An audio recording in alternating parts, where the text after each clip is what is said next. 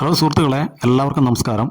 ഈ വീഡിയോ നിങ്ങൾ അവസാനം വരെ കാണണം. കാരണം അവസാന ഭാഗം ഭയങ്കര വെടിക്കെട്ടാണ്. അത് നിങ്ങൾ കാണുമ്പോൾ നിങ്ങൾക്ക് അറിയാം. ഇതെവിടെയാണ് സ്ഥലം എന്ന് ഞാൻ പറയണ്ട, ഇത് നിങ്ങൾക്ക് തന്നെ അറിയാം ഈ വീഡിയോ കാണുമ്പോൾ. ഇത് കോഴിക്കോടുള്ള സരോവരം പാർക്കാണ്. സരോവരം പാർക്കിന്റെ പ്രത്യേകത എന്താണെന്ന് ഇപ്പൊ തന്നെ നിങ്ങൾക്ക് ഏതാണ്ട് മനസ്സിലായി കാണും. പക്ഷേ അങ്ങേ അറ്റത്ത് എത്തുമ്പോഴേക്കും നിങ്ങൾക്ക് കാണാൻ പറ്റും എന്തൊക്കെയാണ് ഇവിടെ സംഭവിക്കുന്നതെന്ന്. നമ്മൾ കാണാനൊക്കെ ഭയങ്കര രസമൊക്കെയാണ്. ഒരു 20 രൂപ ടിക്കറ്റ് എടുത്ത് അകത്തോട്ട് കയറി കുറച്ച് ദൂരം നടന്നു കഴിയുമ്പോൾ തന്നെ നമുക്ക് കാര്യങ്ങൾ പിടികിട്ടും. കാരണം ഞാനിത് ചുമ്മാ ഇവിടെ വന്നതല്ല, ഇത് കേട്ടറിഞ്ഞിട്ട് തന്നെ വന്നതാണ്.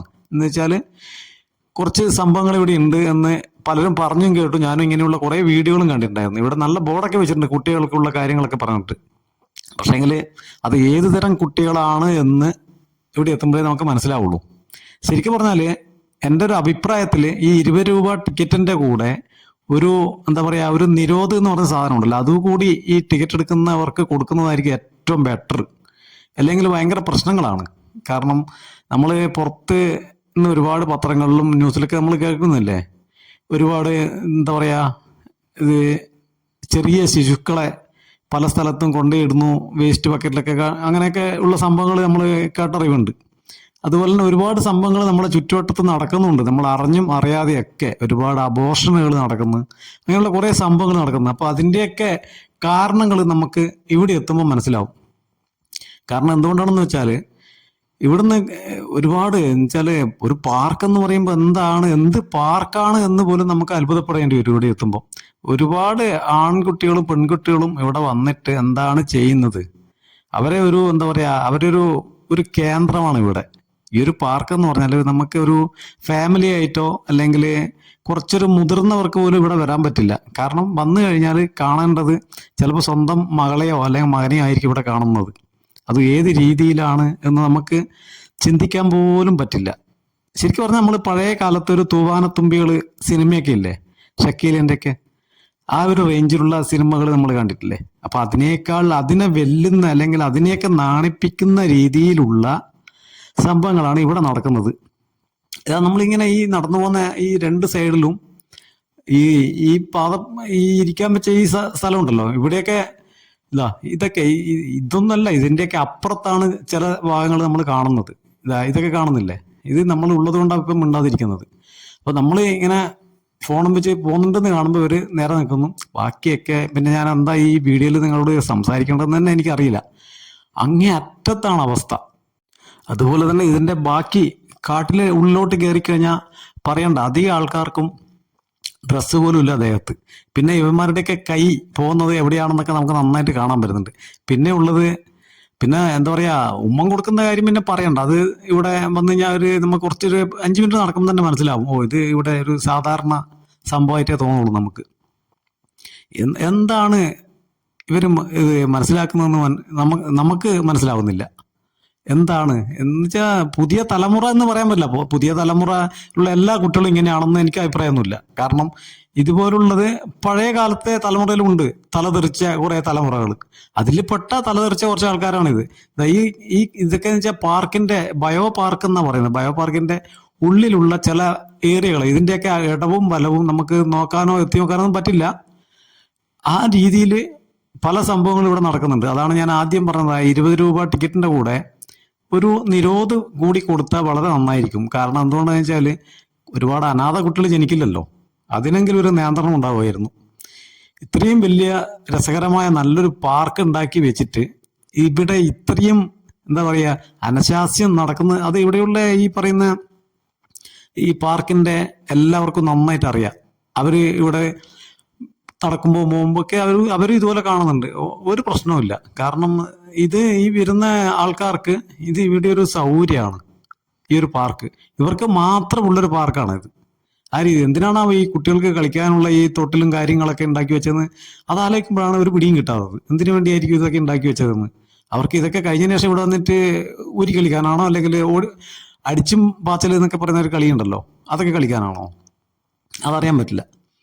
ഇതിങ്ങനെ ഓരോരോ അവരുടെ സമയം കഴിയുമ്പോൾ ഇവിടെ പ്രത്യേകിച്ച് സമയമൊന്നുമില്ല, അവരുടെ സമയം കഴിയുമ്പോൾ അവർ ഇറങ്ങി പോകുന്നു, വീണ്ടും ഒന്ന് കറങ്ങി തിരിച്ച് ആദ്യം വരുന്നു, വേറെ സ്ഥലത്ത് പോയിരിക്കുന്നു.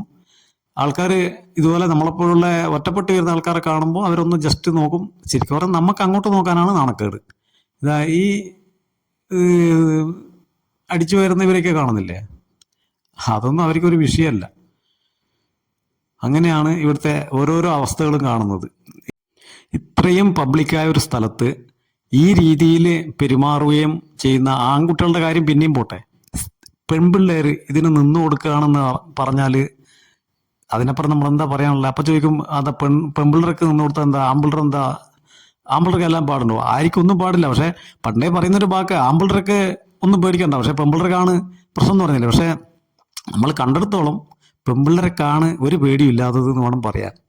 ഇതാ ഈ ഒരു കൂടാരമ്പ സാധനം കണ്ടില്ലേ, ഇതിന്റെ ബാക്കിൽ ഒരു സംഭവം നടക്കുന്നുണ്ട്. നമ്മൾ പതുക്കെ ഒന്ന് അതെല്ലാം ചെന്ന് നോക്കിയപ്പോൾ ഒരാൾ തിരിഞ്ഞു നിന്നിട്ടുണ്ട്. മുൻവശം ഒന്നുമില്ല, ബാക്കിൽ ഒരു കറുത്ത ഒരു പർദ്ദ പോലത്തെ ഒരു സാധനം ഇട്ടിട്ടുണ്ട്, പക്ഷെ മുൻവശം ഒന്നുമില്ല കേട്ടോ. ഇതൊക്കെയാണ് ഇവിടുത്തെ അവസ്ഥ. നമ്മളെ കണ്ടപ്പോഴാണ് എല്ലാം ഒന്ന് പതറി നിൽക്കുന്നത്, നമ്മൾ നടക്കുന്ന സൗണ്ടൊക്കെ കേട്ടപ്പോൾ.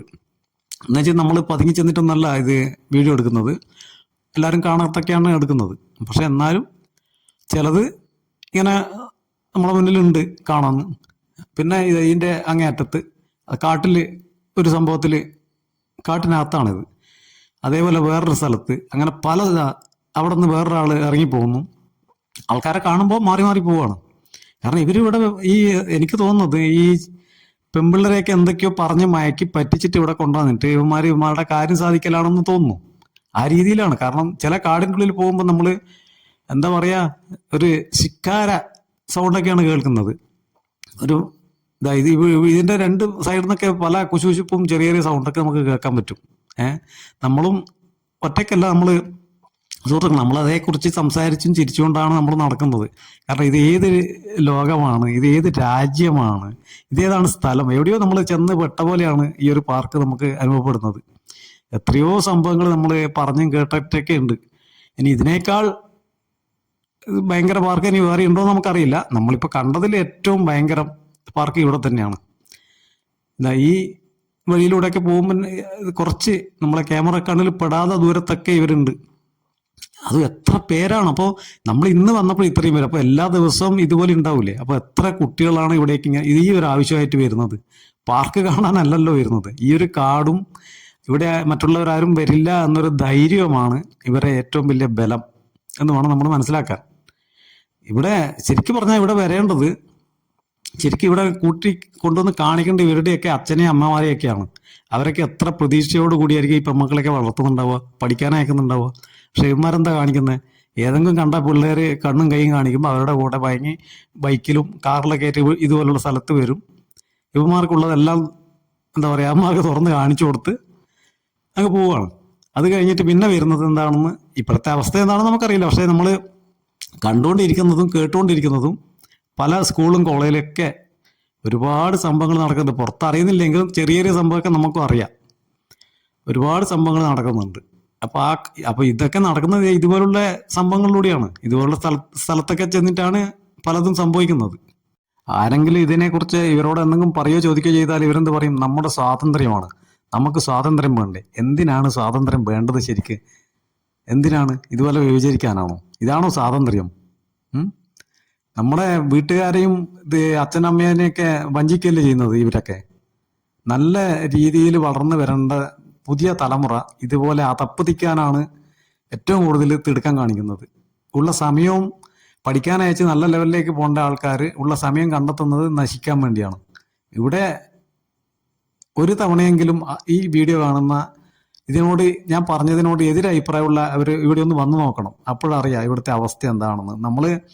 ഞാൻ ഈ വീഡിയോ എടുത്തിട്ട് നിങ്ങളെ ഇതങ്ങ് നന്നാക്കി കളയാം എന്ന് വിചാരിച്ചിട്ടൊന്നല്ല എടുത്തത്. ഞങ്ങൾ ആദ്യം ഒരു റൗണ്ട് മൊത്തം ഈ പാർക്കൊന്ന് നടന്ന് നോക്കി കണ്ടു.